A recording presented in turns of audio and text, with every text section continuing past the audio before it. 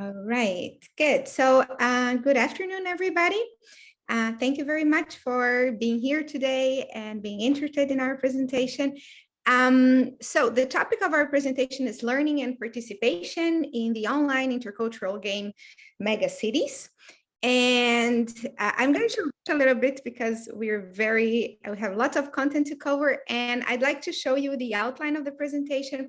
So we're going to talk about learning, which is the topic of this conference, and then participation because it's connected to our theory of learning. Then I'll go through the study design with the methodology and the data we used and the analytical framework. And then Mario will move on to show some of the interactional sequences we chose in the game. And we're going to focus on two students from Finnish University who participated in the game, so Saka and Helmi, and then we're going to move on to the concluding remarks. So we can start with the learning theory we chose, and this is called Legitimate Peripheral Participation. And it represents a break with cognitivist models of learning that state that learning is about acquiring very delimited and specific knowledge. And the LPP instead focuses on the concept of community of practice. And if you take a look at the picture we have there, the figure, this is a representation of a community of practice. And then the process of legitimate peripheral participation happens like this. So in the middle, you have the old timers in this community of practice, which means those are people who know the ways of thinking and the ways of acting in this community of practice. But since the boundary of the community of practice is flexible and dynamic, you always have newcomers, and they're granted already legitimate participation status by participating in meaningful but simple tasks in this community of practice. And then through engagement, interaction, and collaboration with the other members, and also very much with the old timers, they actually learn by participation and can eventually become old timers themselves. And so in that sense, learning is considered a social phenomenon, and learning happens through participation. And that's why we also decided to take a look at what participation can mean. So we can move on to the next slide. And there are lots of studies on participation. And we decided to take a perspective, an interactional perspective on participation. Prototypically, if you think, if I probably ask you, what is participation? You prototypically think that, for example, in an interactional encounter, participation is about speaking time only. We're not claiming it's not, it's also, but it's more than this. And I'd like to call your attention to the picture we have there on the right side.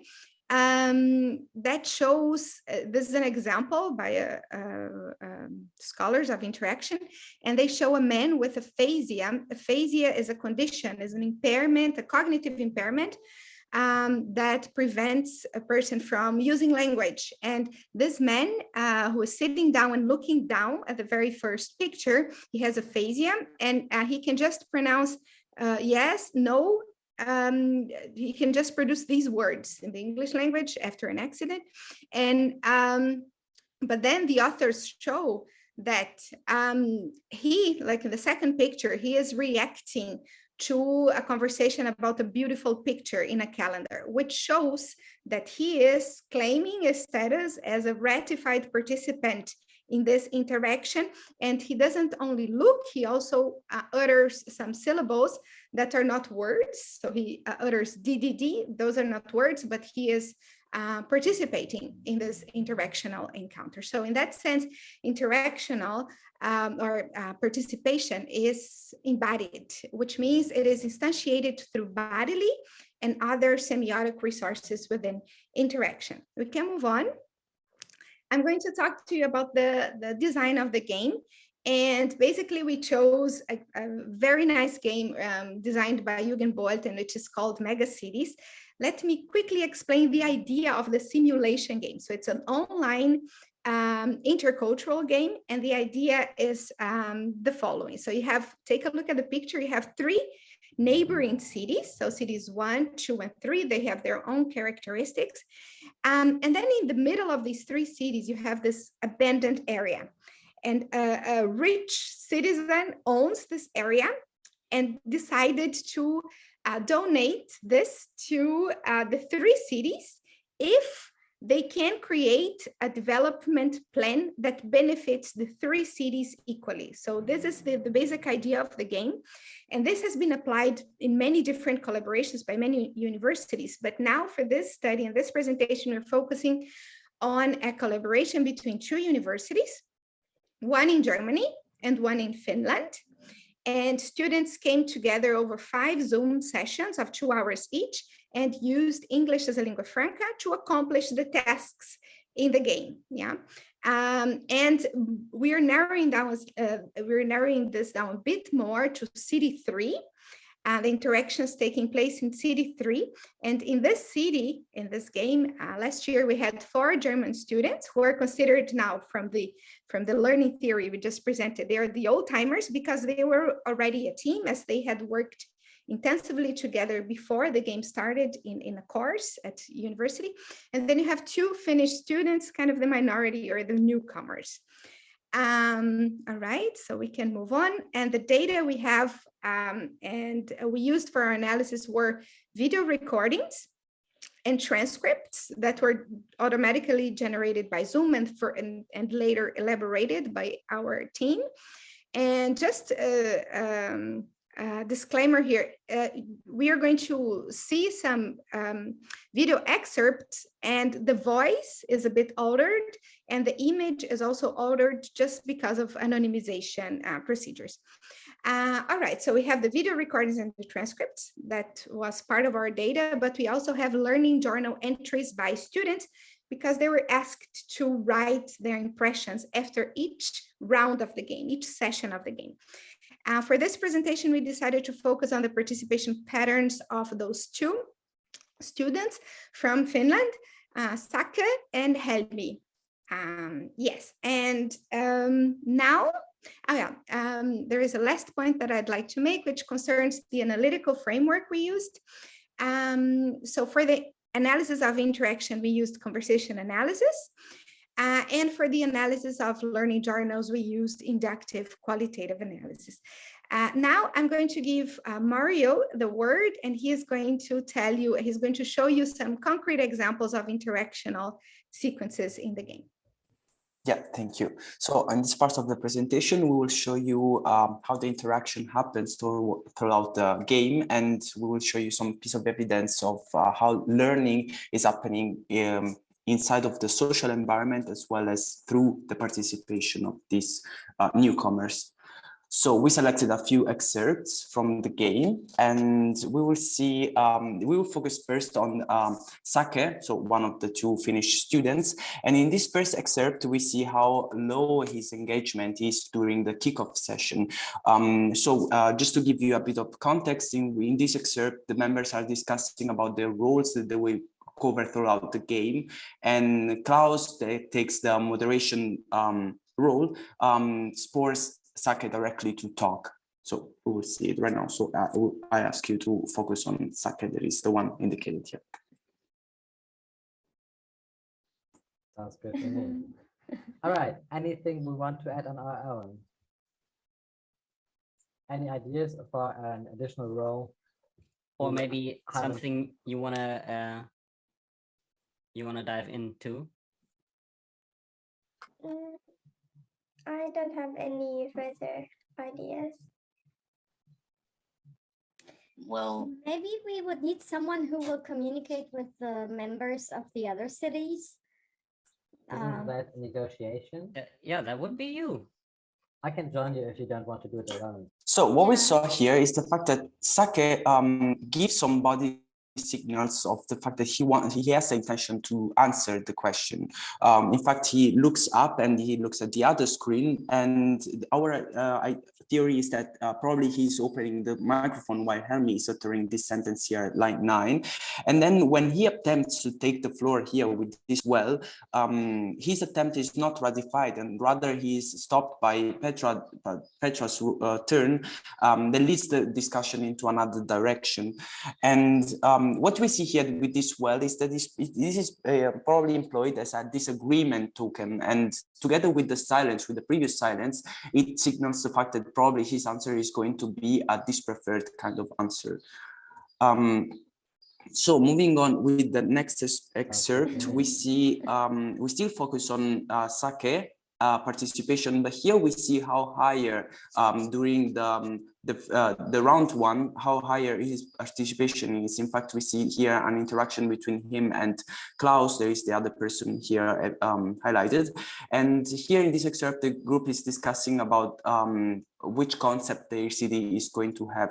So we ask you to focus on that in their interaction. Yeah, and then later on we can categorize. So maybe any ideas? What would you like to see in our beautiful city? Well. Looking at what info we have, like the city has the national champions in field hockey, so maybe something more to do with sports. Like I would like to see this becoming sort of a sports city as well, since we already have a good team here. Yeah, because I think we have enough population for more than one team, for considering fan base.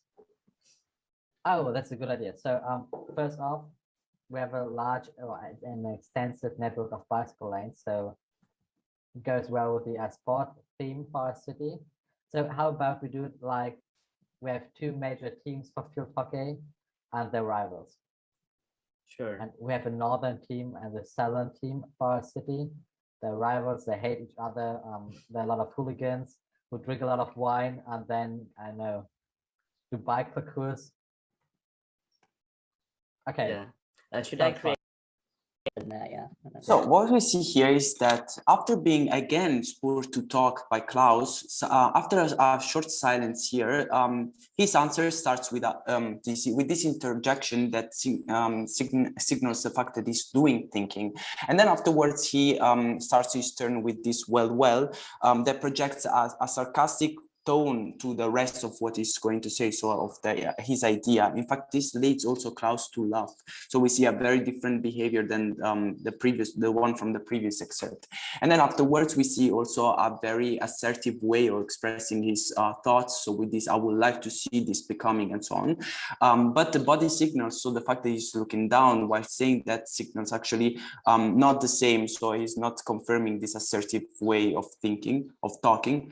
And then afterwards, we see a display of affiliation from the both of them, so of Klaus and Sake. So we see Klaus aligning with him with this, yeah, of course, and then building up starting from the idea of Sake, building up, coming up with some new ideas, starting from them. And that's why also Sake probably here feels entitled also to give some back channeling, some confirmation, or some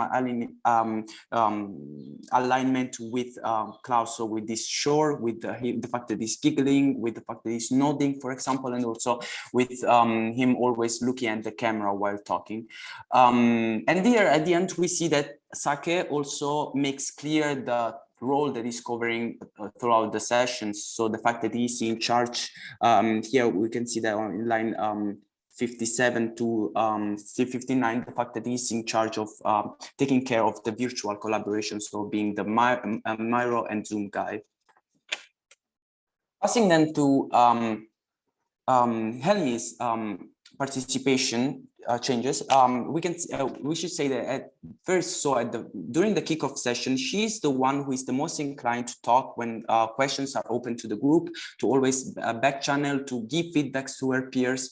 But then at round one, we saw that there is a lowering. Her engagement is way lower than the one that we saw during the kickoff session. So we can see that here as well in this excerpt, in which the members here are talking about a possible innovations or attractions for their city. And we ask you to focus on her interaction with Klaus. So food technology, maybe that's a special thing. We have special gadgets. Our filtering process for the wine is very special, because we have state-of-the-art technology. And then we are the innovators of wine culture. Yeah, that's great. We invented those wine balloons you can put on top of a bottle, so the wine doesn't get old when you put it in the fridge or leave it outside. That was an invention of our technical university. Okay. Good, sounds good. I like it. So what we want to highlight here is the fact that after a short silence after Klaus's contribution, Helmi takes the opportunity to take the floor, and she starts her turn. And this then suggests the fact that probably she wants to add some new information. But at her first, the first word, so the first token with which she starts her turn overlaps with Klaus's so this doing thinking token, and so she understands that he's not done talking and is probably adding some new information, and so that's why she closes her turn with this at the line 7. What we saw then at the line 18 is that there is another short silence, but still Helmi doesn't go back to what she wanted probably to say at line 7, and she just keeps up giving some more information. A different behavior can be seen then at the final session, where her engagement is way higher. She's always jumping into the discussion without also being directly called to talk. She overlaps with the other peers, and she interrupts also the other members. And this is very clear also in this excerpt here, in which there are several overlaps with Jakob. And funny enough, here they are talking about their communication style and their behavior throughout the sessions. And so this led to a very meta-communicative discussion amongst the members. And yeah, so that's why they are talking about their talking style, so about the fact that they're always interrupting each other. And right now we see that Helmi will interrupt Jakob several times. Most of the time, we don't really care if we are like more or less jumping in and interrupting each other, as long as we are all cool with it. But I feel like the other groups might have done that a bit different. I don't know. I mean, and I think, what I wrote about my, sorry. Let me go ahead. wrote down that we had those roles in the very first kickoff session, right?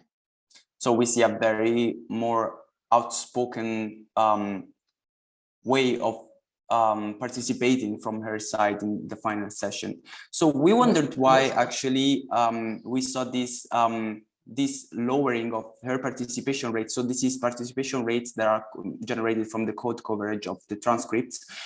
So we were wondering why Helmi's behavior went from a high one to a lower one to an even higher one into the final session.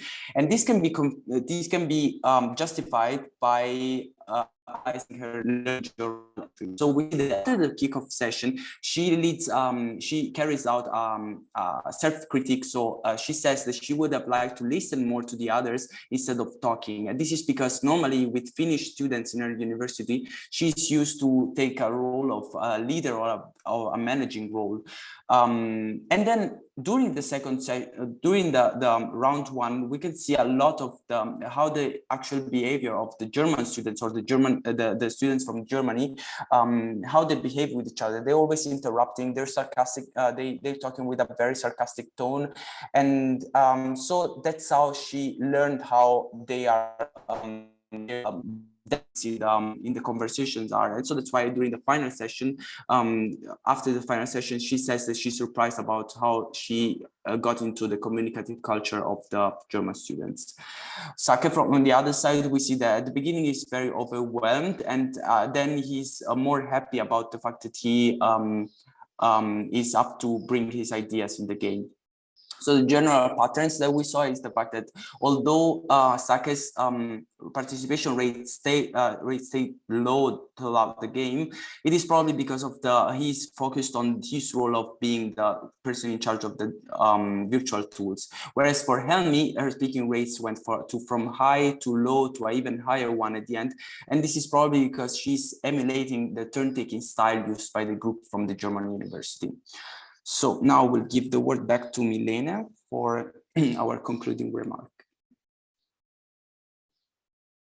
All right, very fast. Wrapping up the most important findings, we found that some interactional patterns that point to learning by newcomers, and those are, for example, following interactional practices being employed in the group, orienting to one's role in the group and making it relevant. So as Sake said, oh, I'm here for this, for the virtual board, and orienting the whole group to this. Overlaps and claiming the floor, and also using nonverbal cues to claim the position of ratified participants. So looking at camera, shared smile, laughter, and so on. In future studies, we want to look at how moderation practices can also foster this integration by newcomers, speaking styles, affiliation displays, or how this is depending on specific task design. And we are also curious about learning how players adapt when they're put into new groups, because this is also part of the intercultural game. They change groups at some point. So, so some overall remarks to finish are that, so we learned that learning and participation are complex and non-linear phenomena. So some insights for the integration of newcomers. So learning depends on the affordances in the system, in this case, the community of practice, and more specifically, in our game, it was the group of German students, yeah, but also on individual factors, yeah, as we could see from the learning journal entries. And for researchers, we found that ethic and e-make perspectives are very important. So considering an analytical framework, conversation analysis, and the inductive qualitative analysis, but on the other hand, also listening to students, and this ethnographic approach is also very important for us to understand this environment, this virtual environment. That's it. Those are references. Thank you very much for your attention, and I'd like to call your attention again to our ReDICo account on Twitter, and if you can tweet about the conference, it will be awesome. Thank you.